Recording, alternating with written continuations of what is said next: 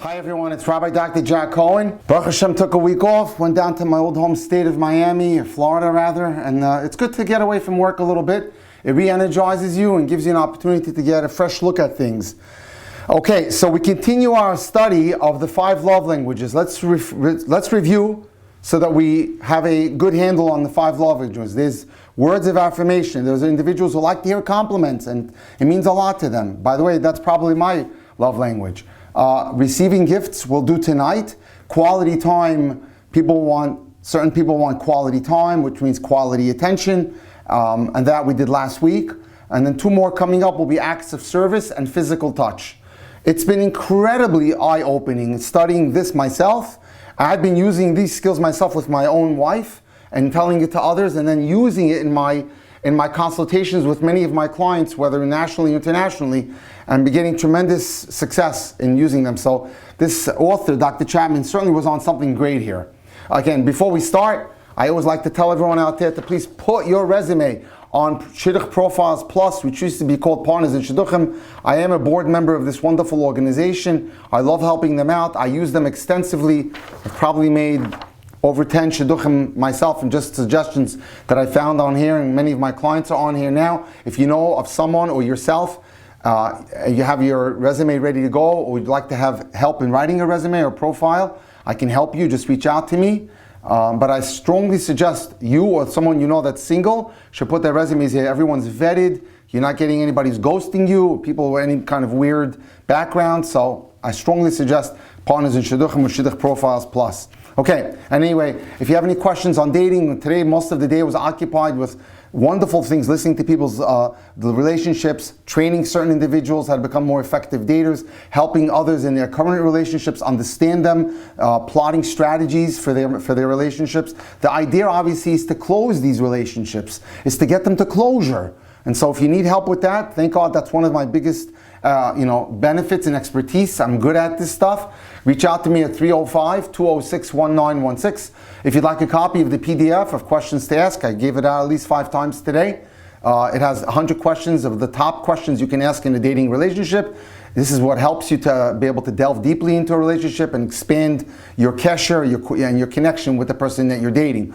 If you have an issue in terms of marriage, again, been doing quite a bit of that as well. I need Shalom Bayis up. Again, you can email me at drjackcohen18@gmail.com, or you can go ahead and WhatsApp me or call me at 305-206-1916. I'm not going to allow these Instagram live events to run very long, because I want to be able to focus on one love language every week. If I wanted to, I can knock off 2 or 3 in one session, but that would defeat the purpose. I'd rather do one language at a time, and this way, like good wine, we can think about it, roll it around in the glass a little bit, and understand it, I grapple with it throughout that week, and every Sunday, God willing, we'll study another love language. Okay, here we go. Dr. Chapman talks about a certain case that he held, which was a certain person named Eric, who had spent a year in a girl's friend zone. This girl's name was Kelsey, before she agreed to go out with him. That means they were friends, I hear it all the time. People come in and tell me, we're just friends. I'm not crazy about that idea. I don't like the idea of being friends with the opposite sex. I just don't think it's cool. I think that the most important thing is to give off the vibe that you're dating for marriage. If they think you're just a friend, well, that's how they treat you, just a friend. They don't focus on you as a potential marriage candidate. So anyway, this guy was in her friend zone for about a year. Since they were both big baseball fans, Eric took her to a minor league game in Indianapolis. They were sitting in a grassy area beyond the left field fence when suddenly a ball came their way. Eric jumped up and made an impressive barehanded catch.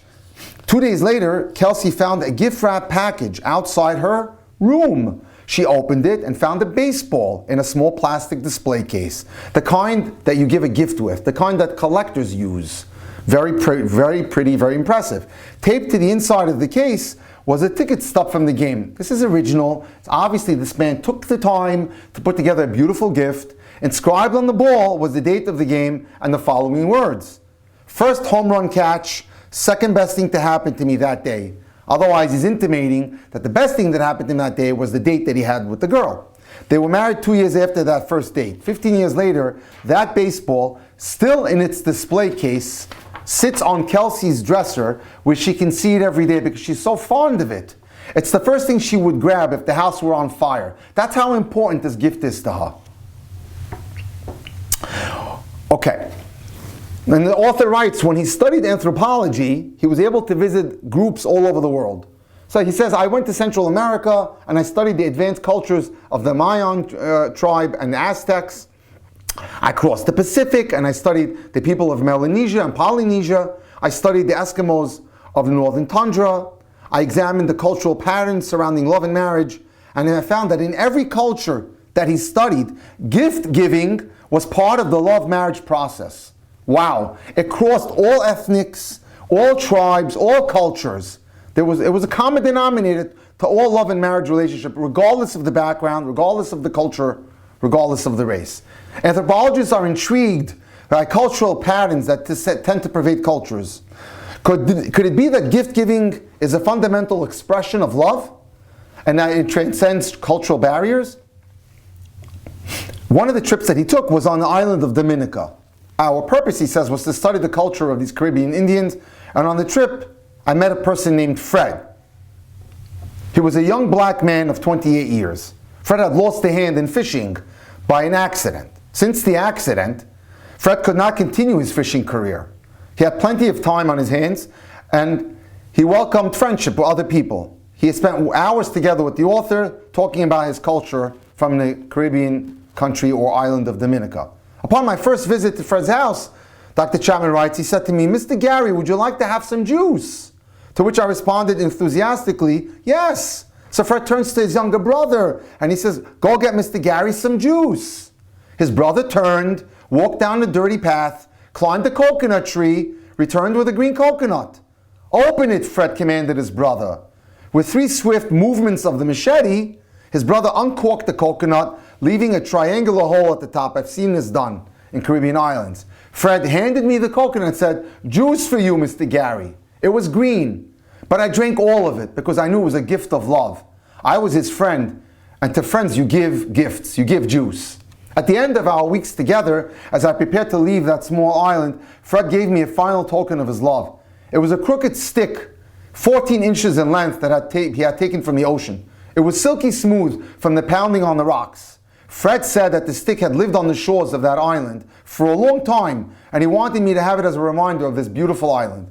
Even today, when I look at that stick, I can almost hear the sound of the Caribbean waves. But it's not as much as a reminder of Dominica as it is a reminder of Fred's love and our happiness and our friendship together. A gift is something you can hold on in your hand and say, look, this person was thinking of me. She remembered me, or he remembered me. You must be thinking of someone to give him a gift. The gift itself is a symbol of that thought. It doesn't matter whether it costs money. What's important is that you thought of that person. And it's not the thought implanted only in the mind that counts, but the thought expressed in actually securing the gift and giving it as an expression of love. Mothers remember the days their children bring a flower from their yard. They feel loved, even if it's only a dandelion or a flower they wouldn't want picked. From early years, children are inclined to give gifts to their parents, which may be another indication that gift giving is fundamental to love, because it seems to start early on in the process of a human being as they go from baby to little child to adolescent. Gifts are symbols of love. Most wedding ceremonies include the giving and receiving of rings.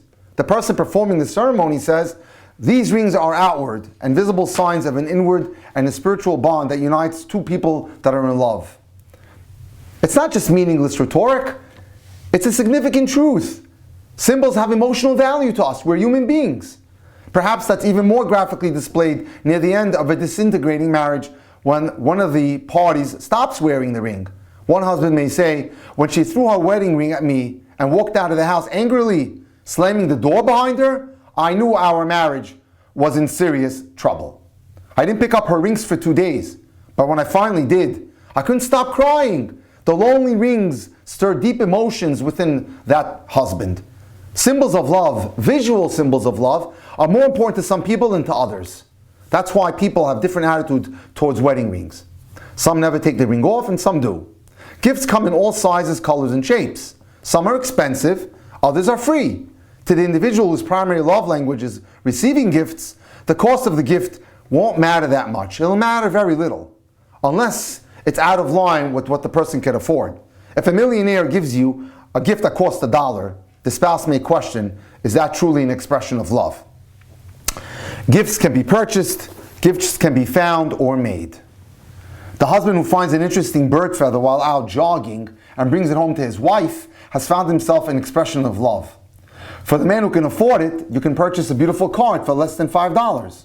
For the man who cannot, you can make one for free using, cardboard or paper. But what of the person who says, I'm not a gift giver? What do you do with such a person? I didn't receive many gifts growing up. I don't know how to give gifts. I never learned how to select a gift. It doesn't come naturally to me is another excuse. Well, congratulations. You just made the first discovery in becoming a great lover.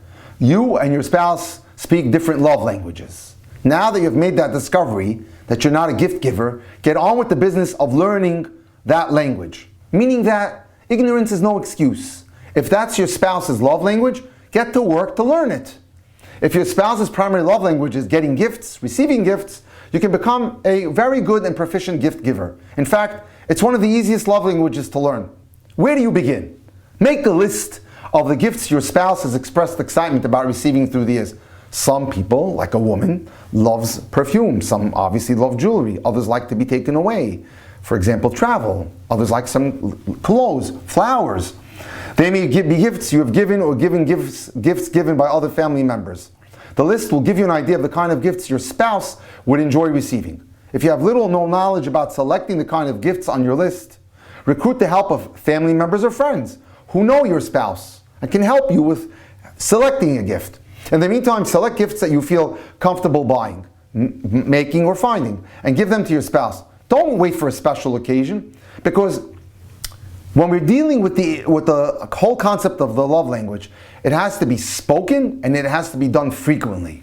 If receiving gifts is his or her primary love language, almost anything you give will be received as an expression of love, because that's how that person connects. If you want to become an effective gift giver, you may have to change your attitude about money. Each of us has an individualized perception of the purposes of money, and we have various emotions associated with spending it. Some are free to spend their money, others are tightwads, and they hold on to their money. Some of us have a spending orientation. We feel good about ourselves when we spend money. Others have a saving or investing orientation. We feel good about ourselves when we save money and invest it or save it. If you're a spender, you'll have very little difficulty purchasing gifts for your spouse. But if you're a saver, you're going to be challenged. You surely will be tested. You will experience emotional resistance to the idea of spending money. You don't purchase things for yourself. Why should you buy things for your spouse? You're going to tell yourself. But that attitude fails to recognize that you're not just purchasing for your spouse. When you purchase for your spouse, you're purchasing for yourself. By saving and investing money, you're purchasing emotional security. You're caring for your own emotional needs in the way you handle money. But what you're not doing is not meeting the emotional needs of your spouse when you're saving money. If you discover that your spouse's primary love language is getting gifts and receiving gifts, then perhaps you'll understand that buying gifts for him or her is the best investment you can make. It's like better than saving. You're investing in your relationship and you're filling your spouse's emotional love tank, and that's critical to the marriage. And guess what? If you fill their love tank, they'll reciprocate their emotional love to you in the language that works for you. So you're helping yourself. When both persons' emotional needs are met, your marriage will take on a whole new dimension. Don't worry about saving money. You'll always be a saver. But to invest in loving your spouse is to invest in the best blue chip stock. There's an intangible gift, by the way, that sometimes speaks more loudly than any gift that can be held in a hand. We call it the gift of self or the gift of presence. Being there when your spouse needs you speaks loudly to the one whose primary love language is getting gifts. Sonia said to Dr. Chapman, "My husband loves playing softball more than he loves me." "Why do you say that?" I inquired. "On the day our baby was born, he played softball. I was lying in the hospital in the afternoon while he's playing softball." "Was he there when the baby was born?" "He stayed long enough for the baby to be born, and 10 minutes later, he's out the door." It was awful. It was such an important moment in our lives. I wanted to share it together with him. I wanted Tony to be there with me. That baby was now 15 years old, and Sonia was talking about the event with all the emotion as though it happened yesterday.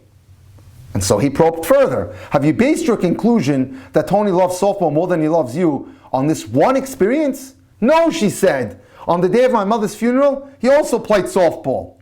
Did he go to the funeral? Dr. Chapman asked her. Yes, he did. He went to the funeral, but as soon as the funeral was over, he left to go to the softball game. I couldn't believe it. My brothers and sisters came to the house with me, but my own husband is playing softball. Later, I asked Tony about these two events. He knew exactly what I was talking about. I knew she was going to bring it up, Dr. Chapman. I was there through all the labor, and when the baby was born, I took pictures. I was so happy of the baby. I couldn't wait to tell all the guys on the team. But my bubble was burst when I got back to the hospital that evening, and she was angry and furious with me. I couldn't believe what she was saying to me. I thought she would be proud of me for telling the team that I had a baby.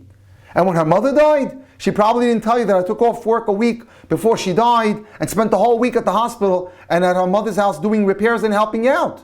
After her mother died and the funeral was over, I felt I had done all I could do. I needed a breather. I liked to play softball, and I knew that it would help me relax and relieve some of the stress that I'd been under. I thought she would want me to take a break. I had done what I thought was important to her, but it wasn't enough. She has never let me forget those 2 days, Dr. Chapman. She says that I love softball more than I love her, and that's absolutely ridiculous. He was a sincere husband who failed to understand the power of presence.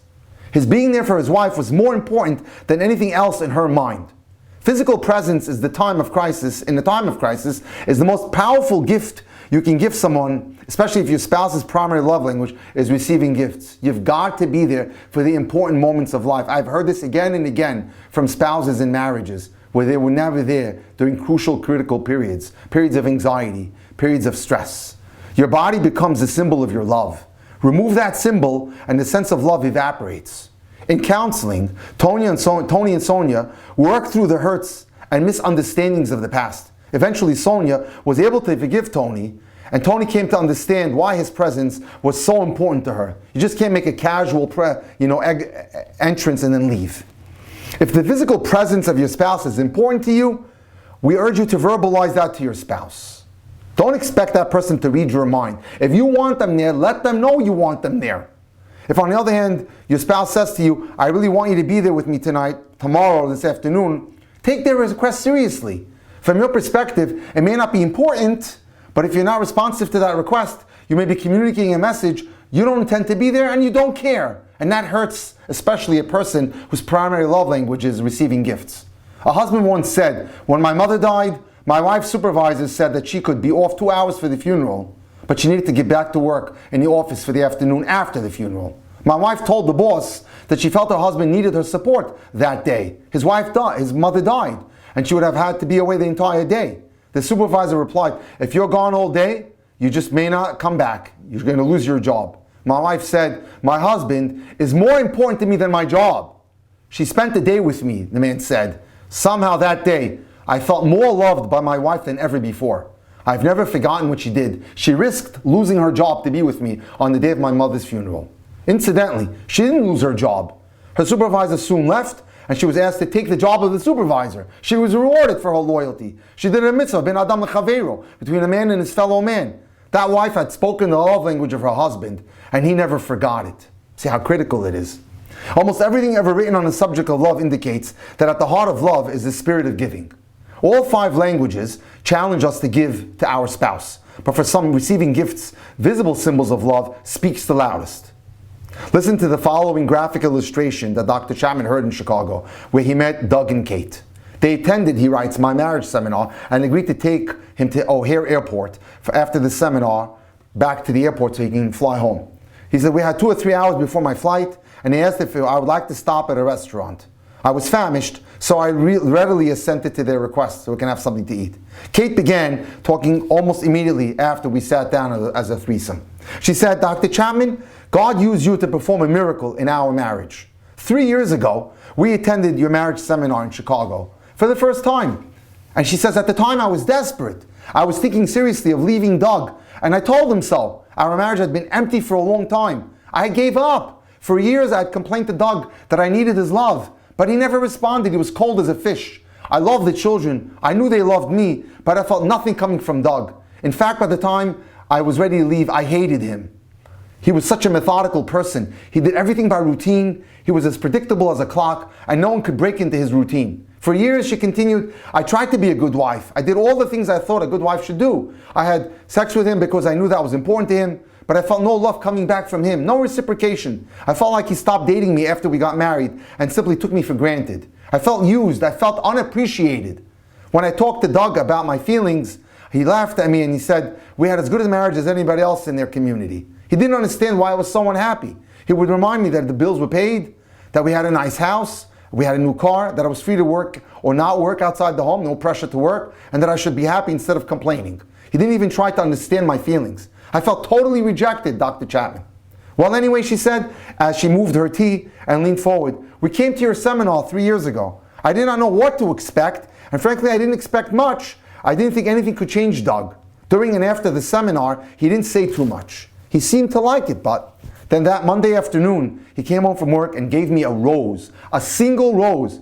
Where'd you get that, I asked.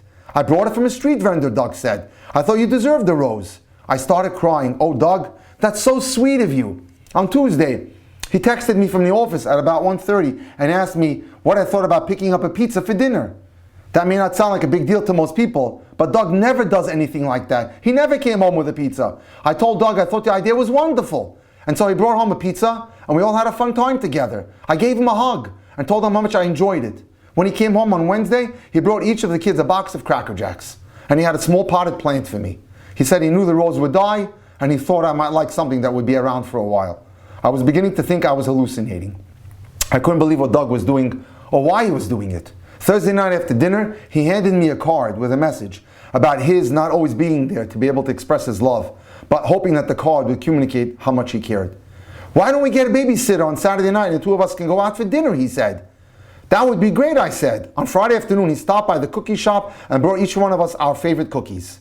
Again, he kept it as a surprise, telling us only that he had a treat for dessert. By Saturday night, she said, I was in orbit. I had no idea what had come over my husband, or if it would last, but I was enjoying every minute and every second of it. After our dinner at the restaurant, I said to him, Doug, you have to tell me what's happening. I don't understand. What's going on with you? She looked at me intently. Dr. Chapman, this was a man who never gave me a gift, ever. Never gave me a gift, ever. He never gave me a card for any occasion. He always said, it's a waste of money. You look at the card and throw it away. He never bought the children anything, and he expected me to only buy essentials. He expected me to have dinner ready every night. What a change, what a radical change in his behavior. I turned to Doug and asked, what did you say to her in the restaurant when she asked you what was going on? What was going on with you? How and why you were changing? So Doug said, I told my wife the following. I told her that I had listened to your lecture on love languages at the seminar, and that I realized that my wife's love language, that Kate's love language was gifts. I also realized that I'd not given a gift to her in years, maybe not since we had been married. I remember that when we were dating, I used to bring her flowers and other small gifts, but after marriage I figured we couldn't afford that. I told Kate that I decided that I was going to try to get her a gift every day for 1 week and see if it made any difference in her. I had to admit that I had seen a very big difference in her attitude. I told her that I realized that what you said was really true, and learning the right love language from your spouse was the key to helping another person feel loved.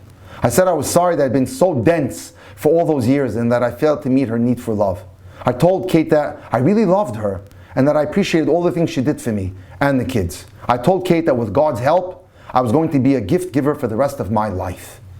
She said, but Doug, you can't go on buying gifts every day for the rest of your life. We can't afford that. Well, maybe not every day, I said, but at least I can buy you a gift once a week. That would be 52 more gifts per year than you received in the past 5 years. I don't think he's missed a single week in 3 years, Kate said. He's like a new man. You wouldn't believe how happy we have been. Our children call us lovebirds now. My tank is full, and not just full, it's overflowing. I looked at Doug. What about you, Doug? Do you feel loved by Kate? Oh, I've always felt loved by her, Dr. Chapman. She does so many nice things for me. She helps me. She helps the kids. She takes care of the finances. She knows where we have to be all the time. She stays in touch with my family on Facebook. I know she loves me. Now you know why my language is, don't you? I did, and I also know what Kate, I used the word miracle. Gifts need not be expensive, nor must they be given weekly, but for some people, their worth has nothing to do with money and everything to do with love. And so, ladies and gentlemen, that's this week's presentation on receiving gifts. Join us next week on Sunday with Hashem's help, where we will study the 5 love languages, and we're going to focus on acts of service. Again, thank you for joining us tonight. Look out if you'd like to get a copy of this video. I'm going to be sending it out on YouTube. If you want if you're on my chats, if not, then send me a WhatsApp message. You want to be on the chats, and you'll get our regular videos. And if you have any questions again on dating, Shalom Bayit, you need a copy of the PDF, you have a question on your relationship, please feel free to reach out to me. 305-206-1916. Have a great day.